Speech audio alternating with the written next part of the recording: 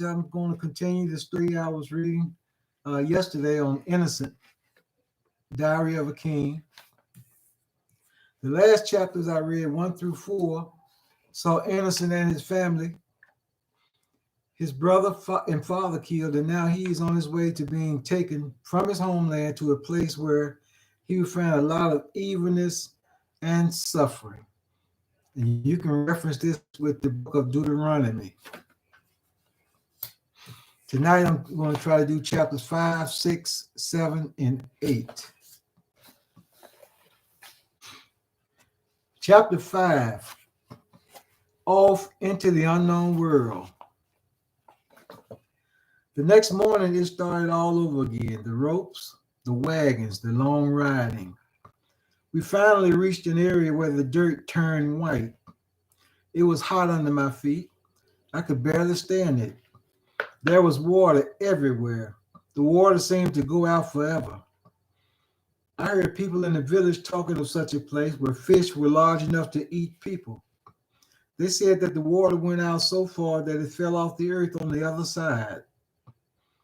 There were plenty of cages, and the strangers forced us into them.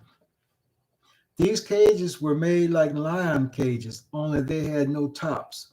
Once inside, they took one chain from each leg and chained us to a pole that ran through the center of the cage.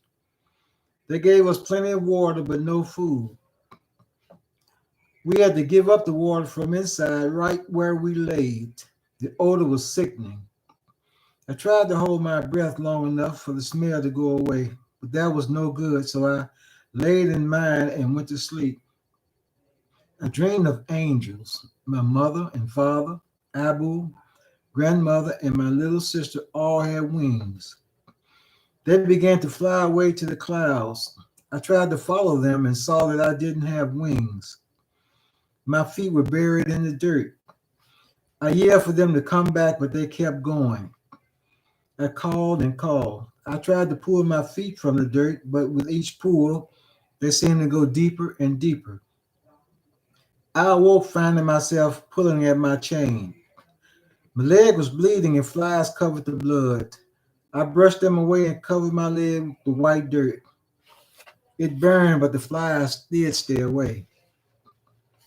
The other men were now talking. Some of the words I understood, and some were strange with no meaning.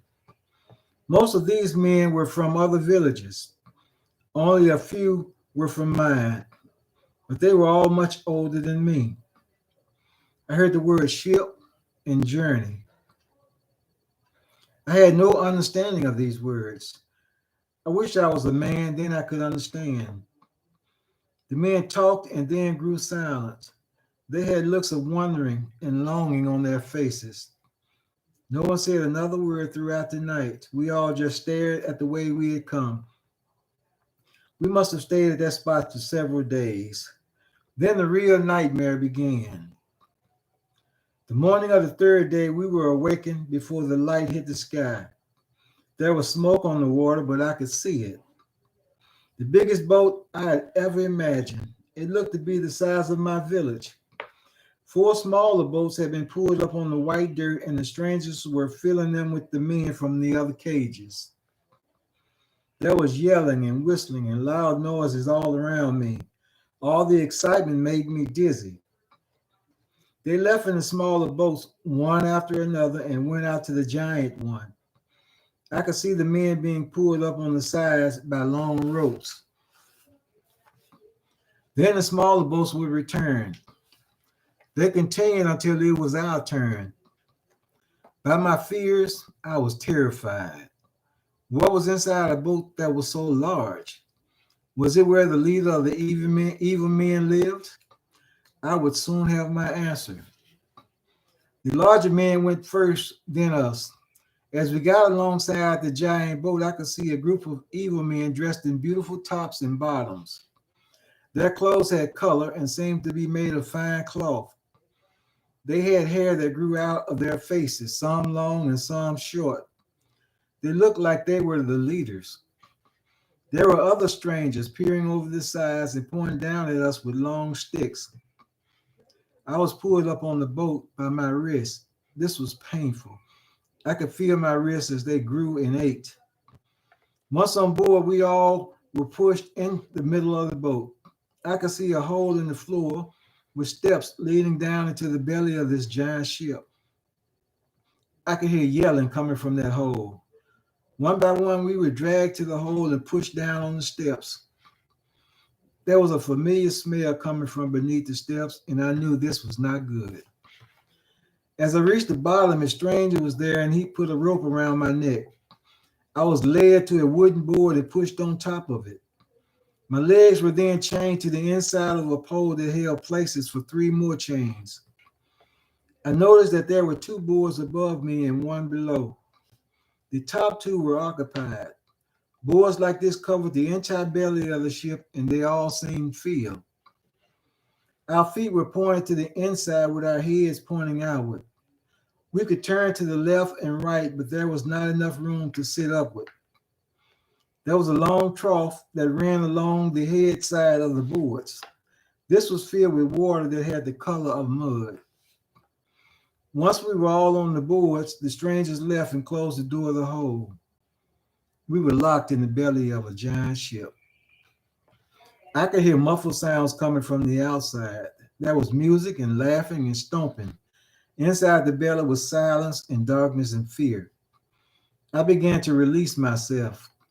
I had not known that I needed to do so. I was surprised to find myself paying little attention to the smell. The fear of not knowing what was to happen next filled my entire mind. The only light that could be seen came from the cracks in the boards above us. Looking out among the boards, one wouldn't know if it was day or night. The air was thick and sounds of fear seemed a backdrop for the constant stomping and music coming from outside the hold. What were the strangers celebrating? Treating us like animals? It seemed so wrong, but who could we tell? Our situation was hopeless. No one was on the outside. Some of our own people were with the strangers celebrating. Chapter 6. Taking away our souls. I don't know what time of day it was when I felt the giant ship move. The stomping had stopped and I could hear men yelling. Footsteps were all over the top. Some seemed to be running about. The giant ship seemed to be turning and was moving slowly, then began to pick up speed. My mind flashed back to my father, hanging from the tree like monkey skins. I wondered who would cut him down. Was he and my brother, with my mother and baby sister? Where was grandmother and what had happened to the other elders? I began to think about water and the edge of the earth. If we did go over the edge, at least the strangers would go with us. I felt good at that thought. Suddenly, light filled the belly. Someone had opened the hole. From where I was, I could only hear footsteps descending the steps. There was the smell of food. I was hungry, and even though I was afraid, my stomach told me I had to eat. The strangers laid pieces of bread on our boards. It was old bread from the taste, but it was all we had. There was nothing to drink other than the water in the troughs. I drank from the trough and tasted bitterness. I gave up the little bread I had eaten. Didn't the strangers know that the water was bad, or did they even care? I could hear drinking all along the headboards. Some were giving back the food, yet others were drinking. The darkness was upon us again, and the strangers went up out of the hole. Then the talking began. One man whose language I understood was saying that the evil men were trying to break our souls. We had to be strong, keep our strength, even if it meant drinking this dirty water. We needed our strength so when the time came, we would seize the magic sticks and kill all the strangers and then take the giant ship back to our homeland. What did he mean back to our homeland? Where were we going and how far? I asked the man on the board above me, but there was no response. I figured he did not know my tongue. Maybe he was Swahili or Zulu. The man with the Sudanese tongue was somewhere down the row of boards, too far for me to yell out. That would only make the men angry and they would come down the steps to beat on us again. This we did not need. Some of us were already beaten down and bloody from the whips back at the clearing. The men kept whispering until I fell asleep. I don't know how long we were on the water when the strangers came down through the hole again. I could not see them, but I heard chains hidden against the boards. One of the strangers came to the head of the board where I was laying. He said something and then leaned in to release my ankle chain. He then released the others and beckoned for us to get up. I was very cautious as I moved. I didn't want him to think that I was going to attack and then hit me with his magic stick. I also knew that I was the only member left from my family, and if I was to return to my homeland, then I must do whatever I needed to do to survive. When I was on my feet, I found that I could hardly stand. The rocking of the giant boat didn't help much either. When I had collected myself, I looked down the long corridor. The men looked like they had aged terribly. I wondered what I looked like. I know I smelled because it had been a long time since I danced in the water by my village. A cold breeze was coming in from the top of the hole, and the smell of this place almost made me give up what little I had in my stomach. I noticed the other men were going up the stairs and out of this belly. I waited my turn and had to keep from running. Almost at the top of the stairs, I could feel the warmth of the sun. My mind went back to the day I was to go hunting, and I hurt inside. I knew that I had to be strong like a warrior. I know I had to make my father proud. Chapter 7, Getting All Cleaned Up. I held my head up high and came out of the hole. Once on top, I looked around and it seemed that the earth had disappeared. There was water in every direction. I had to see my homeland, but I didn't know which way to look. I noticed that the strangers had led the other men into a clearing in the middle of the boat. They were all pushed in on each other and were looking up. I followed their eyes and saw a large cloud of whites attached to the huge poles. The wind was bending the clouds inward while strangers tied thick ropes to the ends of the poles. Other strangers were perched on a level above us and all had whips and magic sticks of all sizes. There was a large metal object pointed at us with a hole as big as my head was round. One of the strangers had fire in his hand and was guarding the object with curious looking eyes. Some of the strangers began untying our hands. Once the ropes came off, they began to push us down on the floor of the boat. We were all together in one big mass. Soon there were sounds of drums, and the strangers began throwing buckets of water on us and shouting strange words. There was plenty of laughter, all directed down at us.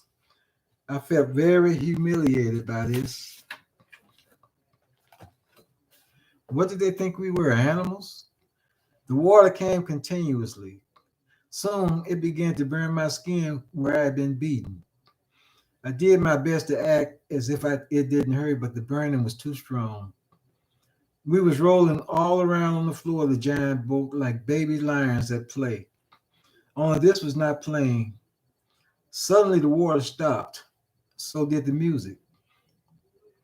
A man with hair that covered his entire face and was the color of the sun at day's end raised his arm.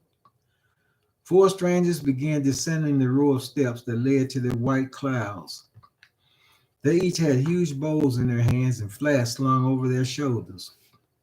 They came toward us and set the bowls and flasks down on the floor about 10 feet from us. Each one made a gesture by holding their arm over their face and went back up the stairs.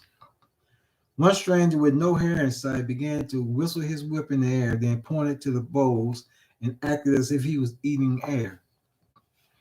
A young Zulu crawled over to one of the bowls and looked at the hairless man. The man made the gesture again. Then the Zulu reached into the bowl and pulled out what looked like meat. He began to devour it like a lioness after the kill. He then picked up one of the flasks and began to drink. I thought he would drink the flask dry. One after another, the men began pulling at the bowls and flasks. I finally got a chance to grab a bowl and was very lucky to find the meat at the bottom. It was very tasty. The water was better. I truly got my fill that day. I knew that it wasn't going to last, so I made the best of it. As I ate, I looked up at the red haired man. He had other strangers around him and he was talking with them, listening. He looked down at us and pointed at one of the elders. Two of the strangers came down the steps and took hold of the old man. He tried to struggle but found it useless. They carried him up the stairs to the red haired man. He was placed face down on the floor. The men stopped eating and all looked upward. Then a strange thing happened. The red-haired man bent down and picked up the old man. He led him over to a box that had chairs. He set the old man down and gestured to one of his men. The man brought over a bowl and another flask. He then placed the bowl down in front of the old man. Without hesitation, the old man grabbed the meat from the bowl and began to devour it. After he had finished, his belly stuck out like an ant's mound. He then was given the flask, and he drank heartily. The red-haired man watched. Suddenly, the old man stopped drinking, and the flask fell to the floor. The old man began to smile. As he stood, he stumbled over the leg of one of the strangers and fell heavily to the floor. Again, he tried to rise, but fell again. The strangers began to beat their drums and sing. I could not understand what was happening. First, they capture us like animals, killing the weak. Then they beat us and bring us far from our homeland and put us on this giant boat and leave us for days in the belly of it with very little food and no water. Now this, they feed us real food and clean water, and now they want to dance, the dance of wildebeest. I knew they had gone mad and we were at their mercy. The old man couldn't gain his feet. We began looking at each other. Didn't we all drink from that flask? When we began falling to the floor, I began to feel dizzy. I managed to make my way to the boat's edge and gave up my good food. I was truly embarrassed by this. No man would give up his food so easily. Chapter 8. Where in the world are we? As I looked over the edge of the boat, I thought about jumping and swimming my way back home. My senses caught up to me and I backed away. I then returned to the crowd and sat on the floor. The movement of the giant boat made my legs feel like rubber. I looked again for the old man and saw two strangers carrying him back down the stairs. What kind of medicine had the red-haired man given to the old man? I could still see him smiling as his head disappeared down into the hole. The red-haired man, stranger, then threw the flask into our crowd. As it flew towards us, I heard someone yell, "Poison!" And we all drew our arms over our heads and let the flask hit the floor. A red liquid poured out of the flask. We only stared. No one was going to touch this bad medicine. The music continued. Thump, thump, thump was the beat of the drums. All that day they had us sitting out on the floor. This I didn't mind. It was surely better than what was waiting for us down those steps. The breeze felt good and the light felt good to my eyes. This went on for several days. As the sun began to drop off the earth, the strangers would collect us and march us back down the steps into the belly of the giant boat and put us back on the boards. While we were outside, I would notice that they would send men with rags tied around their faces down into the hole with buckets of water. I knew what they were doing and found that to be okay. The damp board felt good after sitting in the sun all day, and the smell wasn't as bad as the days passed. During this journey, we met another one of these giant boats and more evil men. I remember sitting out on the floor when one of the strangers, who was always at the top of the white clouds, began yelling and pointing. We all turned our heads in the direction of his arm and could see the large shape in the distance. As it neared, it grew. Soon it was upon us. It carried less strangers than was on our boat, and I couldn't see any of our men sitting out on the floors. It pulled up next to us, and four of the men came aboard. There was no difference in their appearance from the strangers who were stealing us. They all had the funny color and the funny looking eyes.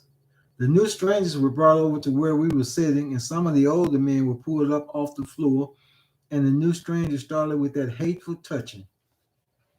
They finally left and went up the stairs where the red haired man slept. We watched as they drank from the flask and used their strange words. They were there when the strangers began taking us back down the steps. The next day, the other giant boat had disappeared. I wondered in which direction of the earth they had gone. I believed it to be in the direction of our homeland. They were going to bring nightmares to more of my people. I thought about the other boys my age who would lose their fathers and mothers and be beaten and hit with those magic sticks. I thought of the place where we were going. Surely this place was filled with misery. I could see men hanging from trees and all the strangers hitting them with magic sticks over and over, and all of them laughing. I knew that when I could, I would escape and find a way to return to my homeland, only I didn't know where or what direction to go. I began to shudder with anger and hopelessness. What would a boy my age be doing in the evil man's world? Where would I stay? I hope not in cages with releasings all around my feet. I had no family and no friends. The men I was with seemed to age so fast, and they were in their own world. At that moment, I realized that I was in this great big wide world all alone. One of the days, the last day I was on the boat, the strangers brought us out of the hole and put us back on the floor. This time there was plenty of water put out on us, but no food. They did this several times and then stood us up and began putting the poles and ropes and chains on us. I wondered what was happening now, and I heard this loud thundering sound.